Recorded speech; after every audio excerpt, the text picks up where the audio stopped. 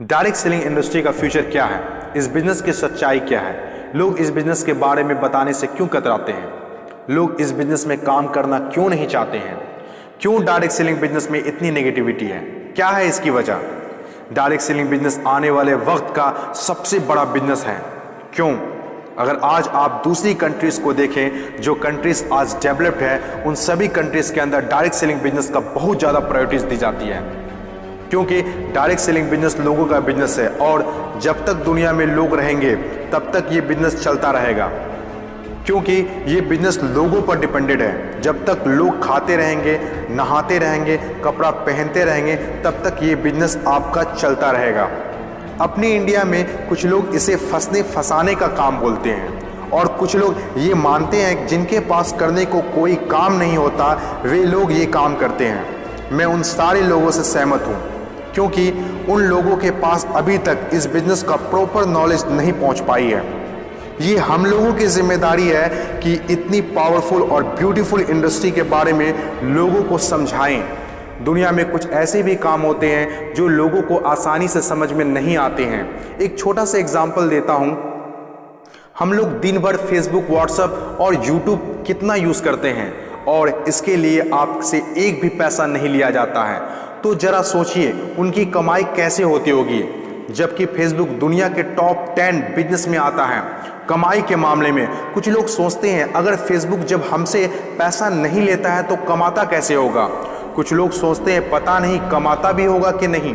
कुछ लोग कहते हैं जो डाटा हम लोग यूज़ करते हैं उससे कमाता है। डाटा का पैसा सिम वाले को जाता है, जिसका सिम हम लोग यूज़ करते हैं, चाहे वो एयरटेल हो या जियो हो।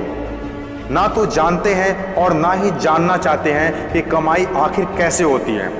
दोस्तों, सबसे पहले आपके लिए ये जानना जरूरी है कि कोई भी इंडस्ट्री कैसे चलती है और कैसे बनती है। किसी भी नई इंडस्ट्री को चलने के लिए 4 फेज से गुजरना होता है। पहला जो फेज होता है वो होता है नेगेटिव फेज, और आज direct selling industry negative phase में है। ये फेज हर नई इंडस्ट्री को झेलना ही पड़ता है। जब भी मार्केट में नया बिजनेस आता है तो लोग पहले उसे ठीक से समझ नहीं पाते हैं और अनदेखा कर देते हैं। जैसे बैंकिंग सेक्टर के साथ हुआ, इंश्योरेंस सेक्टर के साथ हुआ, टेलीकॉम इंडस्ट्री के साथ हुआ। पहले ना तो लोग बैंक में पैसा जमा करते थे और ना ही इंश्योरेंस लेते थे, क्योंकि इंडस्ट्री नई थी, लोग डरते थे, किसी पर भरोसा नहीं था। लेकिन आज देखिए, यही इंडस्ट्री है जिसके बिना किसी राज्यों की कल्पना करना असंभव है। जब नई नई प्लास्टिक इंडस्ट्री स्टार्ट हुआ तो 95% लोगों ने इनकार कर दिया, ये कहकर कि यह पॉसिबल नहीं है। लेकिन उस वक्त भी 5% लोगों को विश्वास था और आज वही 5% लोग दुनिया में आगे हैं। आज हर चीज़ प्लास्टिक का है, जग हो या बाल्टी, कुर्सी हो या टेबल, खिलौना हो या फ्रेम, यहाँ तक कि डोर भी अब प्लास्टिक के हैं, जो आज से 20 साल पहले किसी ने सोचा भी नहीं था। आज direct selling business negative phase में है, इसीलिए इतनी सारी नेगेटिविटी है। और जब ये पॉजिटिव फेज की तरफ बढ़ता जा रहा है, नेगेटिव फेज में होने के बावजूद भी इस इंडस्ट्री ने कई लोगों की जिंदगियां बदल दी। दूसरा जो किसी भी इंडस्ट्री को फेस करना होता है वो दूसरा फेज होता है पॉजिटिव फेज। ये वो टाइम होता है जब लोगों का इंडस्ट्री के ऊपर ट्रस्ट बढ़ने लगता है, क्योंकि वे आसपास में रिजल्ट देख रहे होते हैं। और जो लोग उस वक्त डायरेक्ट सेलिंग बिजनेस में दिलचस्पी नहीं दिखा रहे होते हैं, अनदेखा कर रहे होते हैं, वे रिजल्ट देखने के बाद दिलचस्पी लेने लगते हैं और आपका काफिला और बढ़ने लगता है, रिजल्ट और बढ़ने लगता है, दिलचस्पी और भी लोगों में बढ़ने लगती है। जैसे बैंकिंग इंडस्ट्री और इंश्योरेंस इंडस्ट्री के साथ हुआ था। बैंकिंग इंडस्ट्री का वैल्यू तब पता चला होगा लोगों को जब किसी का पैसा घर में सुरक्षित नहीं रहा होगा। इंश्योरेंस की वैल्यू तब लोगों को पता चला होगा जब किसी के एक्सीडेंट होने के बाद उसके घर वाले को पैसा मिला होगा।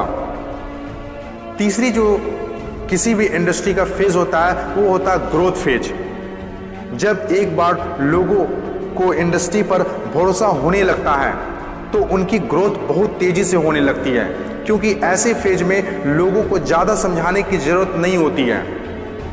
और जब तक कोई कंपनी ग्रोथ फेज में नहीं आती है तब तक लोग उसके साथ जुड़ना पसंद नहीं करते हैं और जैसे कंपनी ग्रोथ फेज में एंटर करती है तो लोग उसके साथ ऑटोमेटिक जुड़ना और काम करना स्टार्ट कर देते हैं।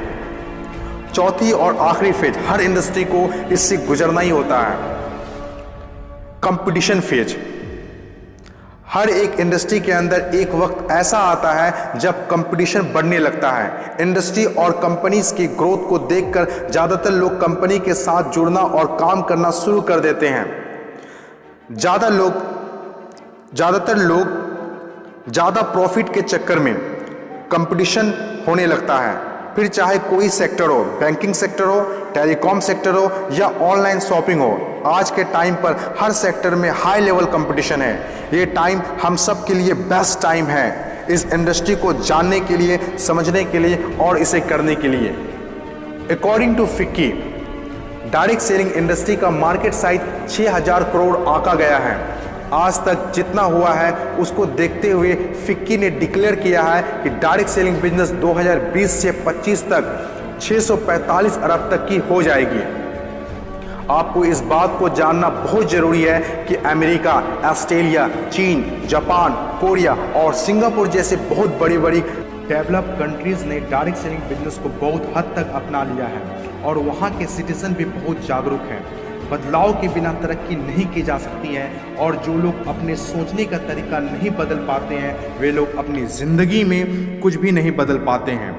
नोकिया, कोडेक जैसी बड़ी बड़ी कंपनियां चलाने वाले लोग भी अपने सोचने का तरीका नहीं बदल पाए, इसीलिए अपनी शानदार शुरुआत के बाद भी वो वक्त के साथ इतिहास के हिस्सा बन गए। इन तमाम बातों में से मैं एक बात बताना चाहता हूँ, बदलाव ही प्रकृति का नियम है। बदलना तो तय है, जो वक्त से पहले बदल गया उनकी ज़िंदगी बदल गई और जिसे वक्त ने बदल दिया उनकी भी ज़िंदगी बदल गई। फ़र्क साफ है, अगर वक्त के साथ बदल गए तो ठीक, वरना वक्त ने बदला तो बहुत तकलीफ होगी।